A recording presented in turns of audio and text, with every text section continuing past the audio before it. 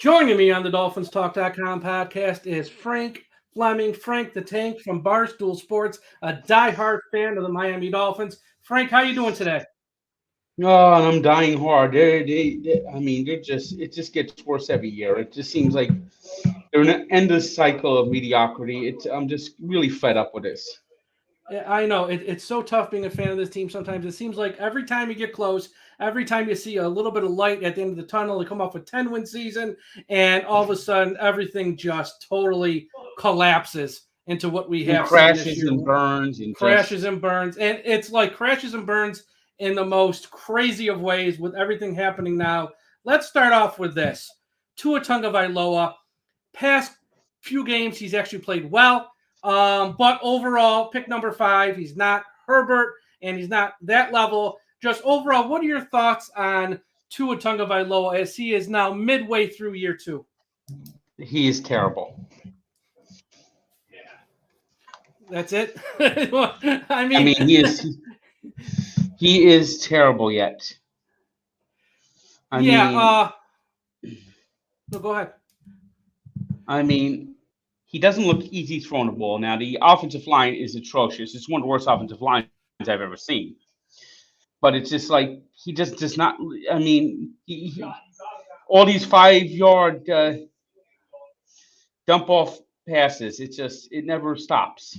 Yeah, and I think that's a lot of the criticism is last week, he threw 4 touchdowns, 291 yards, but the entire game was just dink and dunking up the field. And the 2 big interceptions were big plays in that game because, in my opinion, at least, that's what lost in the game. I know everyone goes, well, he left the field with the lead. Well, if he didn't throw those interceptions, it would have been a larger lead, which they couldn't have screwed up. Those were 2 huge interceptions he threw last week.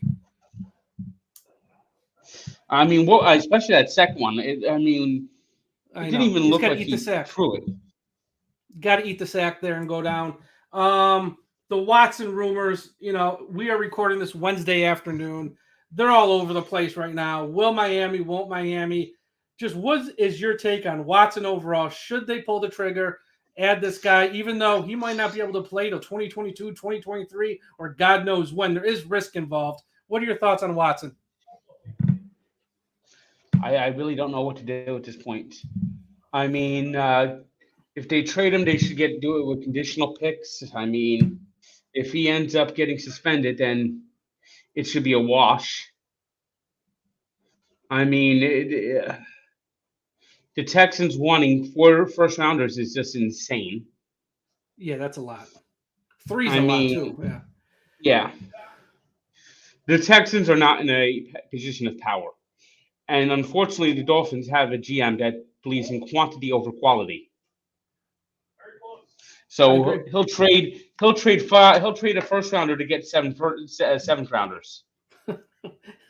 You're not far off there. You're not far off. I am tired of Chris Grier. He's got to go. If you look at that round 1 of the 2020 class, Tua Tagovailoa, Austin Jackson, Noah Igbenogany. If you want to even go into round 2, Robert Hunt, who I guess has been he's okay. That draft right there really, I think, is just what has set this team back. They're getting, outside of the quarterback who's good. He's not great. He's good. I don't think he sucks, but I think he's okay. Outside of that, they just get nothing from all these early round picks. And that's what they sold us on. We're going to get all these picks. We're going to trade Laremy Tunsil. And none of them have panned out. None of them have panned out. Not a single fucking one. I would have just rather had Laremy Tunsil and just regular picks because they still can't replace Laremy Tunsil, clearly. And Chris Grier, this is a lot of this is on him. And I think fans of the Dolphins who were just throwing rose petals at him last year are like you right now, just fed up and don't want to hear it no more. I truly don't want to hear it anymore. Yeah, I know. Now, head coach Brian Flores, again, someone coming into this year was having rose petals thrown at him, the next great coach, this, that, and the other. This team has not looked prepared this year. They fire offensive coordinator after offensive coordinator after. We got 5 offensive coordinators for all I know. They won't even answer the question. I don't even know who the offensive coordinator is. It's mighty confusing right now. Yeah, and so what are your thoughts on him as a head coach, Flores? Are you all done with him? Is it time to move on there too, you think? I'm not quite done with him yet, but something seriously has got to change. I'm not going to blame him for this year, although he has had a terrible season. Yeah, it's been I rough. mean, honestly, he's been brutal. He's Even the been brutal defense. just as bad as everyone else has been brutal. Yeah. I mean, the defense couldn't make a single stop last week after getting that 1-point lead. I mean, the Falcons moved the ball where they wanted to move the ball, and got the easy field goal. I mean, meanwhile, our offensive line gets pushed around every week. I mean, it seems like every series there's at least one offensive line penalty. I mean, it's just unorganized. How the heck? I mean, Charlie Fry, is he the offensive coordinator? I mean, Well, what are we doing? yeah, I know. Well, he's not the offensive coordinator. He's a quarterback coach. But from all the reports, he called the plays for the first month of the year, which makes no sense at all. We have two offensive coordinators, but the quarterback coach was calling the plays. To me, I think the Dolphins' problem is they think they're the smartest person in the room and they have outthought everybody, and we're going to have everyone fooled to the end. None of this works, and they fooled themselves. Yeah, it's been awful.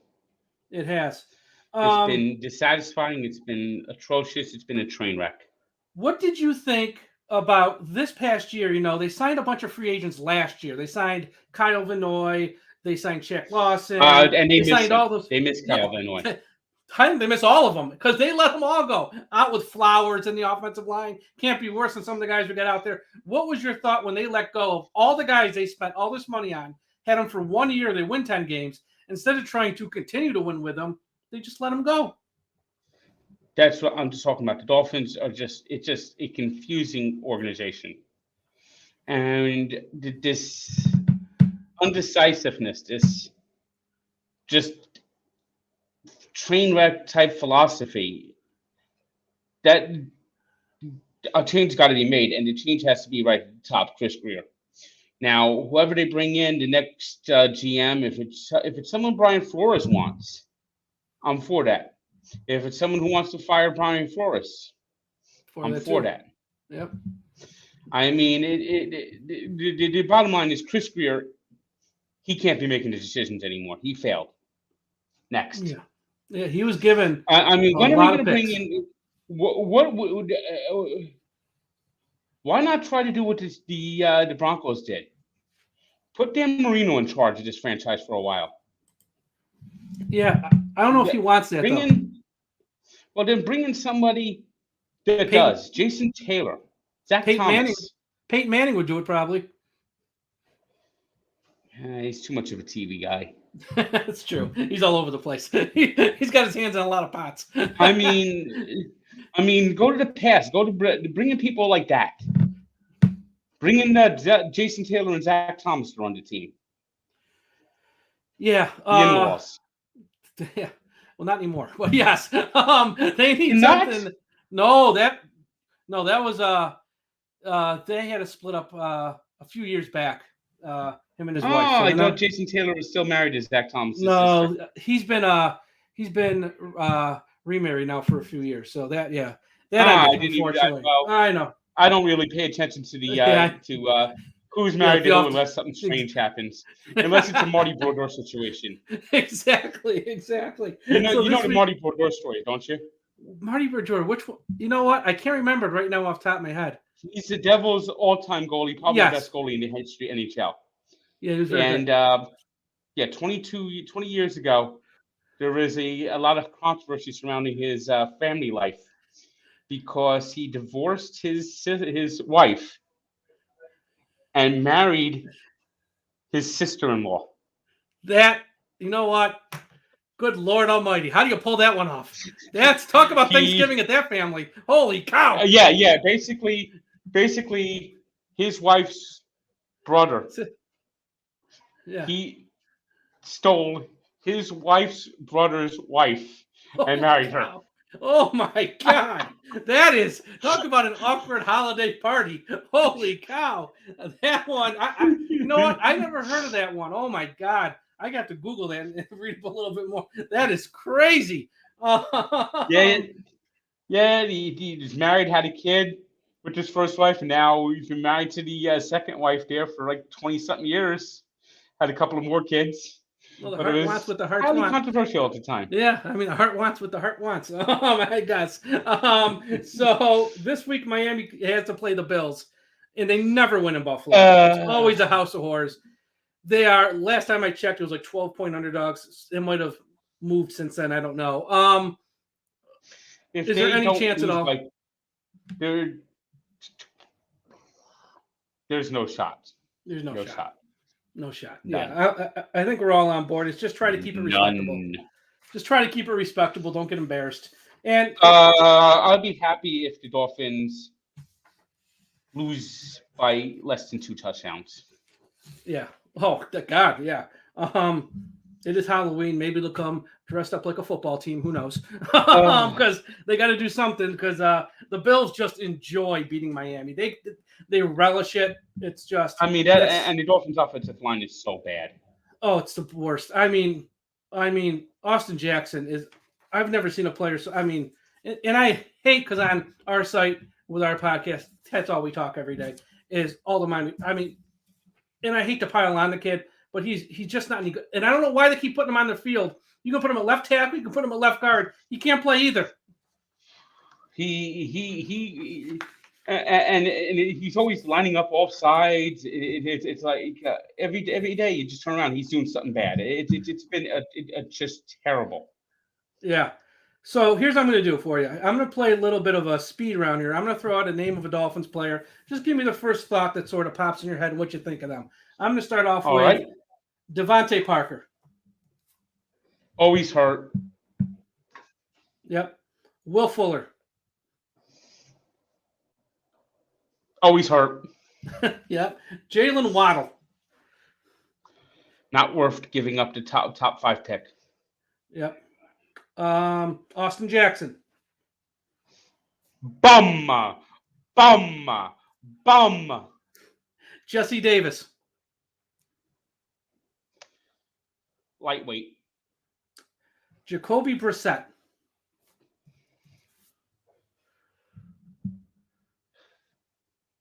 Terrible. Byron Jones.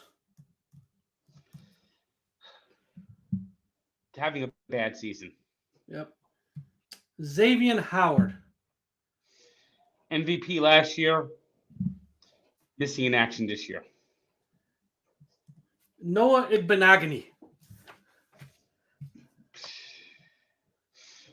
We really used a high draft pick on this guy? Round 1. They passed on all those running backs. They passed on Swift. They passed on Clyde Edwards-Helaire. They passed on Jonathan Taylor. They passed on J.K. Dobbins. They have no running game at all. Meanwhile, we got Myles Gaskin, who makes me miss Kalen Ballage. We passed on all those guys, and we took. Miles Gaskin is inept. He's just a guy. That's the thing. They viewed him as like a lead back or number one, or someone who could at worst be in a timeshare. He's not. He's not a 50-50 guy where you can give half the work to. He's just a guy. If he has to play, 6 or 7 snaps a game, that's fine. In Miami, they viewed him as way more than that, and they passed on running backs, not just in 2020, also last year in 2021.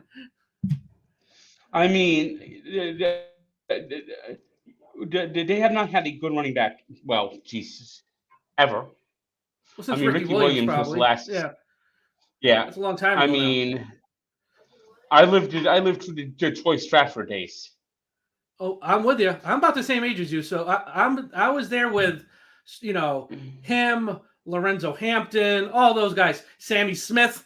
I mean, I lived through all those days, and I kind of wish they had those guys. Remember him? Kareem Abdul-Jabbar, yes, from UCLA. I lived through those days, and I would relish to have any one of those guys now because the guys we got, Salvin Ahmed, once again, just a guy, nice player, nice guy, just a guy. Malcolm Brown's hurt now. He's on IR. Who knows if he's coming back this year? It's just one thing after another. One more name for you, Stephen Ross. He's getting divorced too. I don't know if you heard that. He is not a good guy. Yeah.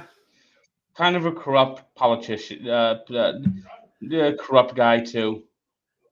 He's not brought good things to Miami. That logo has to go. It really is a candy ass logo. I'm tired of looking at it. Everyone wants the old logo. Everyone wants the throwback. But Nike swoosh, because you got the, if you notice, the new logos kind of got the swoosh hidden in there. That's a Nike logo. It does have a little bit of that Nike swoosh. It looks like something from SeaWorld to me. It looks like a whale. It's not even a dolphin, but logo is probably the least of their issues right now. And with Ross, he did pay for the stadium. He did build that new complex. So, like, off the field stuff that way, he's fine because he's got a ton of money he can spend. Just on the field, it's just been misstep after misstep. Now, you realize he's a New Yorker. Oh, I know. He's a real estate guy. Big-time New York real estate guy. And basically, he's got his hands deep in every politician up here's pockets. He's also a guy who is from Michigan as well. Big-time Michigan guy. That's why Harbaugh's never coming to the Dolphins, because he don't want him to leave Michigan. Because Ross sends Michigan so much money, which I'm sure your boss loves that up there. Dave Portnoy loves his Michigan Wolverines. But Ross bankrolls everything up there with Michigan, so that's why Harbaugh's never coming to Miami. Yeah, but how come we can't get any good fucking players from Michigan? I don't know. Exactly. Now you can just pay players. I don't know why he's not paying them anymore. I remember when he drafted. I remember when he did Chad Henne. Yeah. But boy, he wasn't very good. And believe it or not, he's still in the damn league. I know. And he got a ring too with the Chiefs from a couple of years ago. Yeah. He got a ring. Yeah. So last question for you. How many games do you think they're going to win this year? They're sitting at 1. Look at their schedule. They still got to play the Jets twice. They got Houston on the schedule, which I know Miami's just as bad as them, so it's no sure thing that I'm going to win. I'm actually going to come down, probably watch that damn game. Well, you're up there, so I mean, oh, you're going to come down to Miami and watch it? Yep. Oh, wow. Good for you. That's a fan right there. And you are a great fan because I see your tweets. I see your videos. You express the frustration we all have after these games. It's just so disappointing. Let me see. So frustrating. I'm going to go 3-14. 3-14? And that pick would go straight to Philadelphia because they don't even own their first round pick. Philadelphia in Philly. We got to. I mean, how do you trade 3 to 12 to 6 and give up another number 1? Because they were just happy getting the extra first round in 2023. Which well, I know. I'm with you. Quantity over quality. That's going to be probably like the 25th pick. Yep, and hopefully someone else is making it. It's not Chris Grier. But before I let you go, I got to ask you. I'm tired of. I know. Everyone. Chris Grier's got to go. Got to go. Last question. I got to ask you about your Mets, because every time I look in the paper, I'm not a Mets fan. I'm a Yankees fan, I will admit. But every time I check in the paper, they're getting turned down by someone else who they want to hire as a general manager, it seems like. Yeah, well, it happened again today. I know. I just saw that a few moments ago. It was the guy from Milwaukee. What do you think they're going to do with general manager for this upcoming season? It's going to be Sandy Alderson and his son. Wow. And Jeff Wilpon's going to come back in the organization probably too. Everyone was fooled. Everyone was hoodwinked. Nothing's changed. It's still the same garbage organization. I mean, if that happens, that would be awful, because they, you got this new owner who came out sending out tweets. He was brash and bold. He gave out the huge contract to Lindor. Now if they're back to pretty much square one, that's got to be frustrating as a fan of the team. Just extremely frustrating. Yeah. Well, Frank, thank you so much for a few moments of your time. Everyone, be sure to follow Frank the Tank, Frank Fleming on Twitter at NGTank99, and also listen to his Frank the Tank podcast that he has up, and also follow Frank at Barstool Sports. Everyone knows about Barstool Sports. Frank, thank you for a few moments of your time. Hopefully, the next time I have you on talking about the Dolphins, it'll be much more enjoyable, much more promising, or have something positive to talk about. Well, who knows? There'll probably be another year or two of this regime. I They'll think so. fire them. They'll try to start from scratch. They'll have a little bit of positivity. Then they'll have a 9-win, 10-win season. Miss the Then the playoffs. next year will be massive disappointment, and we'll be back here in 3 or 4 years. It's like a non-ending cycle. It is. It is. It's just a never-ending cycle. Hopefully, one of these days we'll figure it out. Although it doesn't look promising, it's going to be anytime soon. And as long as they have that logo, Yes, I think change the logo. they're just Get to the throwbacks. Everyone likes the logos from the 80s and the 70s. Get to the throwback logo, just like the one hanging up right there behind me. That's the one everyone wants to see. Yeah, when they finally get rid of that Nike swoosh logo, I am going to burn. I'm going to burn every. I have maybe a shirt and a hat with that logo because I really do not like the logo. Most of my shirts that I buy have the throwback logo on it. Yeah, that's what everyone. I've never bought a jersey with that logo on it. Yeah, I will burn it all. Good. I want that logo gone so bad. I will have a ceremonial burning of the logo. Absolutely, because that does need to go. That's not a good look. And it's a candy ass logo. It's a candy ass logo for a candy ass team. You're right. And if they change the logo, maybe they'll change the luck because they do need a little bit of luck right now because everything just seems to be crumbling around them. And we'll see where this Watson story plays out. Who knows? And we're gonna know something by November 2nd. I don't know though. If they get Watson and he is cleared of his charges and able to play, that will be a definite win. Yeah, it would be. But who knows? Who the heck knows? Nothing seems to go our way it's anymore. such a risky operation. I mean, that he put himself in this position shows you that he's not exactly got the best judgment. No, he's not a member of Mensa. Clearly, he's not. He's not a high. Yeah, that goes without saying. But Frank, thank you for your time today, and we'll talk to you again down the road. All right, talk to you later.